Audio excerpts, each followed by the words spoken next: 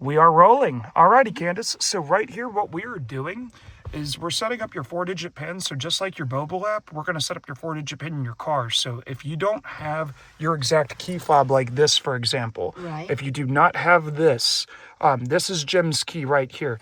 It's going to make you put in a 4-digit PIN.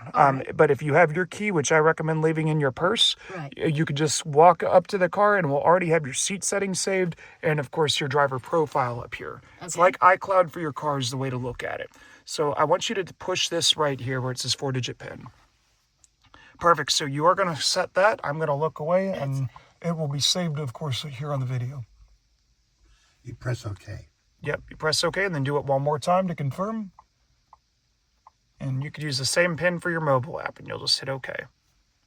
Awesome. So we have activate linkage. So you are good. Your key is officially programmed to the car.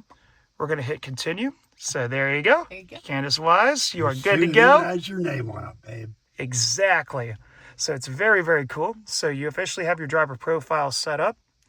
This is going to be your new home screen. So just how you have on your iPhone, just kind of like the icons down here, for example. It's going to be just like this. You could slide over here and you can also kind of like push down, for example. So let's say if you wanted to move something around, you could push down and then you could like drag and drop icons all around here.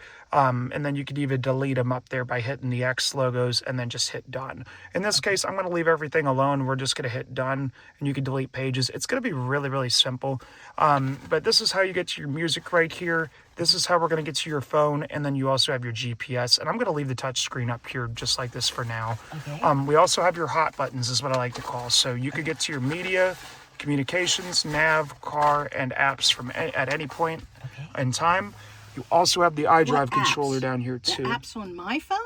No. This is going to be different apps. This is going to be our apps for BMW, which we'll not get into this. This is going to be a lot of stuff that's probably not going to be as useful for you other than CarPlay right here. Which there's going to be a CarPlay button that's going to be right up here in the screen, and we'll get that set up in just a little bit.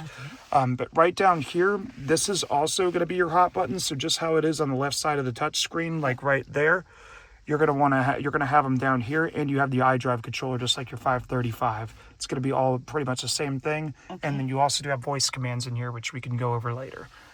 But real quick, I want you to go up here to where it says communications. Press it? Yes, this is new for you, so I want you to touch the touch screen, and I want you to hit mobile devices. Yes, so right up there, I want you to add new device. Perfect. And what we're going to do is I want you to go where it says phone calls and audio. Just tap that. It's going to say via Bluetooth, Apple CarPlay, or Android Auto. Your phone, I want you to put log into your phone real quick. Oops. Alrighty, go over to settings. Perfect. And I want you to go to where it says Bluetooth. Perfect. Now what you want to do is go up on the screen. I want you to hit iPhone.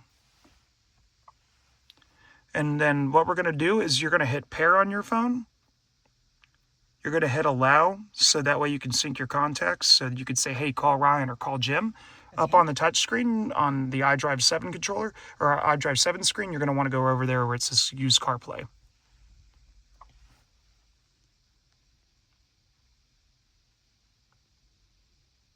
Down on your phone, you're going to hit connect.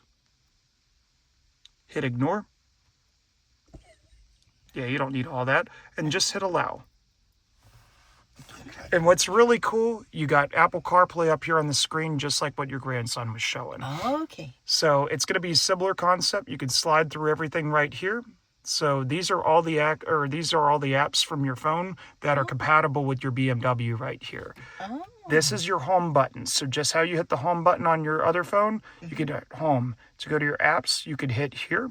You can have your text messages over here read over to you, which is cool. Oh, nice. You even have access to your phone apps. So one thing that's really cool is you can scroll up all through here. Yeah. And you've got all your contacts. And then you could just click one of these and just call them.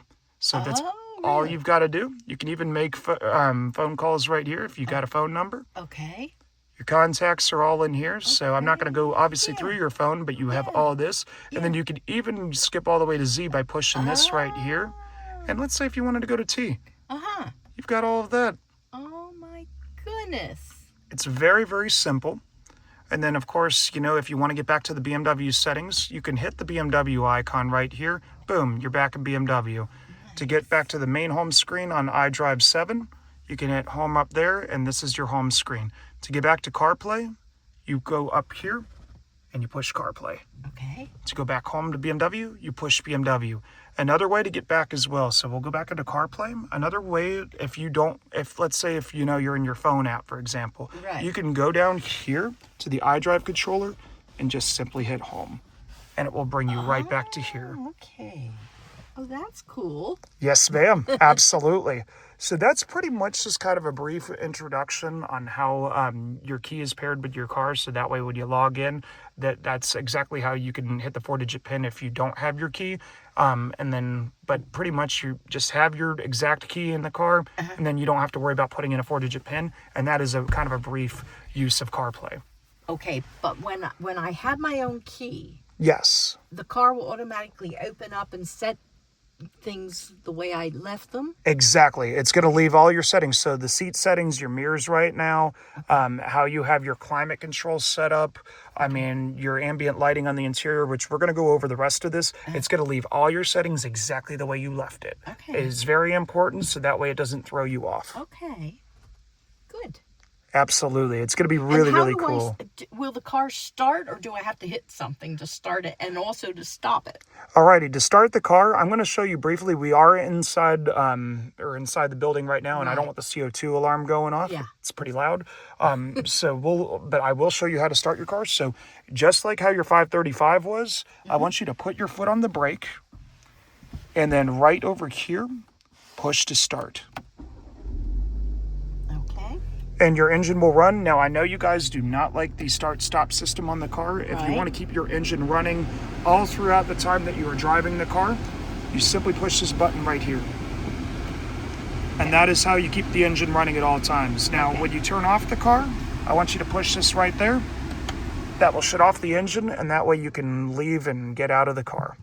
So you are good. Now, bear in mind, it will disable the start-stop system too. So every time you start the engine, to keep the engine running all the time, you just push this immediately after you start the car. There's no way to keep it on permanently. Okay, but this light is on right now. Yes, it Will is. It stay on No, it'll turn off. in time. Okay. Yeah, that's letting you know that you have a function down here activated. Okay. And when I put the car in park, there's a button here. Yes, so you simply just push the Right. P right here. Okay. You'll be in park. Oh. You also have your emergency brakes. So you know what? This is it uses a different part of the braking system. You lift it up like that. You'll automatically activate it. Now to deactivate it, What's that for? I don't understand. this is your Parking emergency brake. brake. Oh, my What we never emergency use. brake. Right. You pull it up. No, yep, you pull it up to activate it. You're good, and then to deactivate it, you're going to want to put your foot on the brake and then push down. Yep, and that will be how it will release. Okay, How yes. does that button work? No, I you're good. understand the rate. So on this particular car, it looks like you have to have the engine running to be able to deactivate the e-brake, but Okay. that's how you would do it. You would pretty much put your foot on the brake, push down, and it would release it, and the red light would turn off. Okay. Push down. Put my foot in the brake and push down. And it Exactly. deactivates. Okay. And where's the parking assist? So the parking assistance is pretty much right here. If you want to activate the 360 camera system at any time, you simply push right here, and you've got all of it right here. Obviously, it's going to be showing you the back spot because we are in a tight space right now, but it would automatically activate the rear view camera. But these are, of course, going to be your parking sensors right here, just like your old car had. Okay. You have them on the front. There is a total of 8 of them, 4 on the front, 4 on the rear. But this is going to let you know, hey, you got less than 3 feet between you. When it lights up red, then that means there's less than a foot between better you stop. and... Yeah, exactly. Okay. Unless you want to marry the glass in the back. Now, one thing that's very cool about your parking assistance system right here, you can drag and drop. You can get a 360 view around the car in real time. So your parking sensors are activated right here. Now you can go up here and just push the little white dot or white lines right here, and it can turn around your car in real time. Even if you open the door as well, Oh, well, it looks like this would be your side. Excuse me on this, but we'll just flip it over to here. Okay. But you guys can see that the Oh door, gosh, yeah. Oh my goodness. it's very, very neat. And you go to close the door, it'll close, and it's got the same color exterior of your car. It's got very Yeah. similar wheels, so it is very, very neat.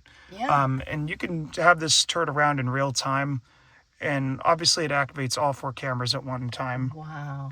And then we'll go Can back to she parking. do that while she's driving?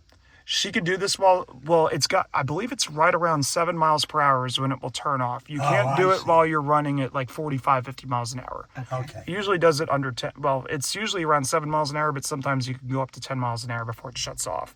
Another view too, you have a car wash view too. So if you're ever going through a Gate Express car wash here in town, or if you go through another express car wash up in Buffalo, Yeah. this right here, obviously the engine's off, but if you turn the wheel, the lines will actually line up to the tracks right here. So this will show you exactly where your wheels are about to go, so that way you don't scrape your wheels in the car wash. So that's really where it's very beneficial. Oh. Oh, okay. Did you Yes. get that, Jim? Yep. Okay. You will have this on recording as well, so that way you Great. guys are good.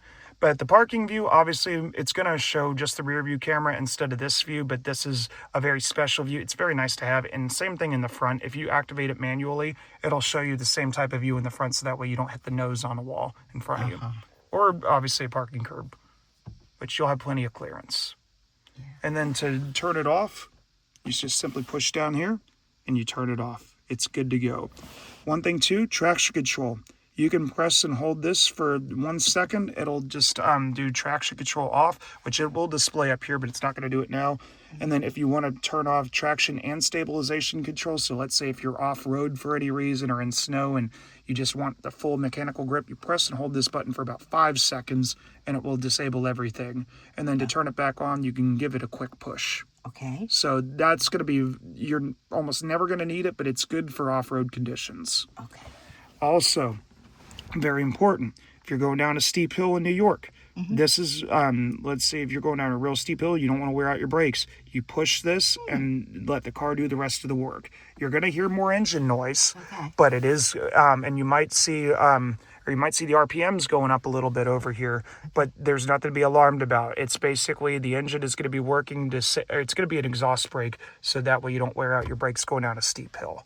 So you're going to hear more engine noise, but it's nothing to be alarmed about. It's just going to save your brakes in the long run. Do you have to keep it at a lower speed, or can you still be going fast? Be careful going downhill.